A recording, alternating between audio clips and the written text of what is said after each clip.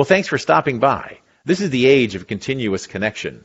Our facilitator is Marcia Williams. She has over 25 years of executive technology experience for large, publicly held companies, and she still sits on several boards. We're happy to have you. Welcome, Marcia. Thank you, Gene. Great to be here. So let's talk about theme number 5, automatic execution strategy. What is this? Well, automatic execution is the final of the 4 strategies outlined in the HBR Continuous Customer Connection article. And if you'll remember, that's the article that sort of spawned this entire knowledge stream. Right. And in this case, the customer is putting their trust in the company to act on their behalf. And interestingly enough, often before the customer is even aware that there's a need for action. That's great. So let's talk about the panel that you put together to have this conversation. We have a really engaged group of panelists. They range from company CEOs to brand and marketing strategists to experts in technology, and they've all kind of embraced this concept and are really engaged in the discussion. So as we look at your executive summary, we learn that automatic execution has evolved into something that's becoming more mutual rewarding. I'm excited to get into this deck. Yeah, we found it very interesting, actually, and sort of as the name implies, automatic execution is all about fulfilling a customer need and doing it on their behalf, as I mentioned, often before the customer even knows that there's this need. And in the next few minutes, what we're going to talk about is evolution of this strategy by taking a look at sort of the origins of this type of offering, how it's taken hold in the consumer marketplace now, and then most recently the emphasis on mutual reward. Great. Well, let's get into key point number 1, because I really like this point. This is not new. People are a little bit afraid, but it's not new, right? Exactly. That's, our first key point is really focused on putting automatic execution into context here. While it may be a new term, frankly, the concept has been refined over many years, so it shouldn't be viewed as just a trend or a fad, but rather the extension of a historically proven method where, the origins were honestly the outsourcing concept where companies adopted this method for relying on outside entities, bring specific competencies, and to execute automatically within the frame of a given area.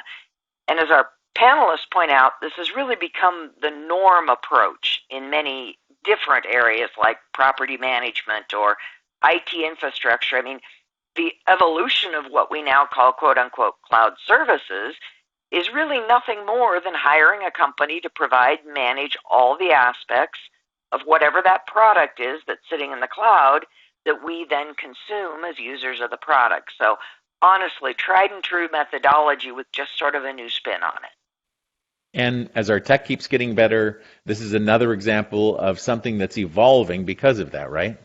Yes, it is. And when we talk about automatic execution and the movement into the consumer space, it's all about providing this unprecedented level of convenience that is powered by those advances in technology, IoT, and mass adoption of AI. And the key message here is that it's really not about that technology specifically, rather the service provided as a result of using that technology. A great example here, Anthony points out, it's all around us in areas like monitoring and averting health issues, in the vehicles that will automatically respond to accidents even if the passengers cannot, and household items like Rob mentioned, where your refrigerator can trigger the automatic ordering of food items, for instance, replenishing your favorite brand of milk before you may even realize that need exists because your teenager came in and, drank the last of the milk. And I guess that kind of leads us to the big point here, which is this mutual reward. Now, do people disagree about that? Is it controversial, or are we holistically embracing this idea? I think people are a little afraid of it, to be honest, and that's sort of the point we're trying to make here is there's a lot of different ways to establish mutual reward. But the reality is, as society grows more and more accustomed to companies acting on their behalf, the expectation has also changed to include some level of this concept of mutual reward. When you hear that term, you automatically associate, some type of monetary gain, and certainly that's true in situations where customers, can build up rewards in the case of loyalty programs or discounts, But that's not the only type of mutual reward. That's one very specific example. As Dawn points out in the first point here, another great way of looking at it is this convenience and risk reduction that is the reward provided to customers of the PillPack service, which is a pharmacy where you consolidate all of your prescriptions and even your over-the-counter vitamins, etc.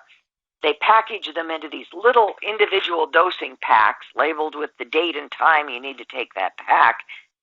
But truly, the added benefit and the added reward that they kind of have a corner on the market right now is that they have this pharmacist now looking at all of those medications and over-the-counters together and avoiding any negative interactions they might have between them. Wow. Or as, Rob points out here, neobanks. Well, neobanks are really, in the new generation of banking without the brick and mortar, so to speak. And they're able to provide this concept of mutual reward through higher savings rates or lower loan rates.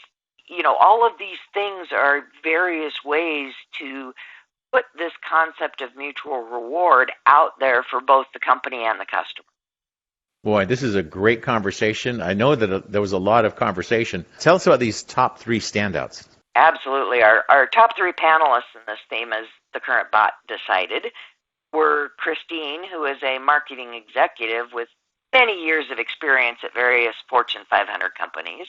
Rob, who's actually been a top-level executive at several very, very large financial institutions. Brian, who took his experience in financial services to become evangelist for the power of what he's coined purpose-driven organizations. Very good. So let's talk about where we're going next. This conversation's not over, right? Where does it evolve? Where does the conversation evolve to? Yeah, it's kind of exciting because in our next theme, we get to bring these last 4 themes together, and that we've now taken a real deep look at each of the 4 strategies that are in this continuous customer connection article. And now we're going to say, okay, pragmatically, how can we put these to use? And we've decided that financial services is where we're going to look. We're going to say is, okay, you're now the new COO at a fairly traditional financial services entity, and how do you put these 4 concepts to play, sort of modernize this rather traditional entity? So it should be exciting. Oh, that sounds like a great conversation. I really look forward to it. Marcia, great job. I look forward to our next conversation. Thanks again. Thanks, Gene. Have a great day.